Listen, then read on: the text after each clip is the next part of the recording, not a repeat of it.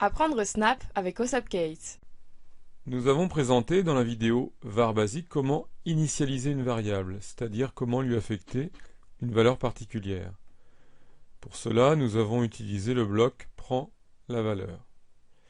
Nous allons voir ici comment permettre à l'utilisateur de saisir une information, par exemple son âge, pour pouvoir ensuite l'utiliser dans le programme. Nous créons la variable âge. Une fois créée, la variable apparaît sous la forme d'une boîte sur la scène. Notons qu'il est possible de désactiver cet affichage en décochant la case devant le nom de la variable, ici.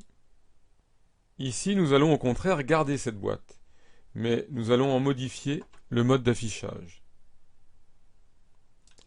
En effet, un clic droit sur la boîte permet d'afficher un menu contextuel nous proposant de sélectionner les modes.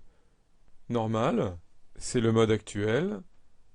Grand, on affiche la boîte mais sans son nom. Curseur, on ajoute un curseur qui va permettre de modifier la valeur de la variable. C'est ce dernier mode qui nous intéresse ici.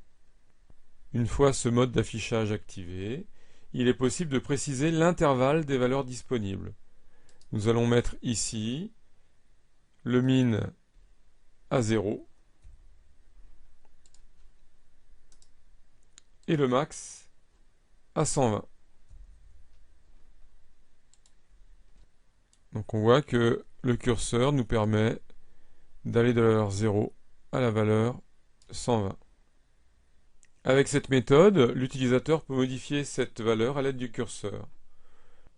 Enfin, on peut décider à l'aide des blocs cacher la variable et afficher la variable en précisant le nom de la variable en question. À quel moment on affiche cette boîte à l'exécution du programme. La deuxième méthode, pour permettre à l'utilisateur de saisir une valeur, consiste à utiliser le bloc demander et attendre de la catégorie capteur. À l'exécution, ce bloc fait apparaître une zone de saisie sur la scène dans laquelle l'utilisateur peut saisir une valeur. Ici, 25.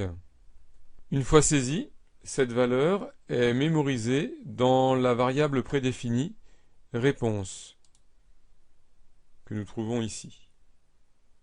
Si je clique sur réponse, je vois qu'elle contient bien la valeur 25. Il est possible d'utiliser cette variable dans le programme.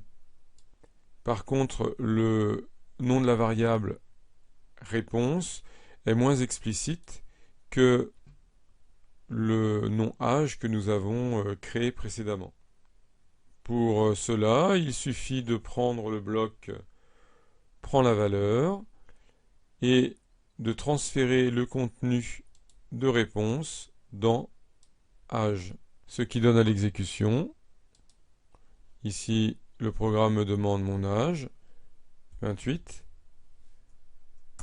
Je valide. Et si on regarde la valeur contenue dans la variable âge, nous obtenons bien la valeur 28.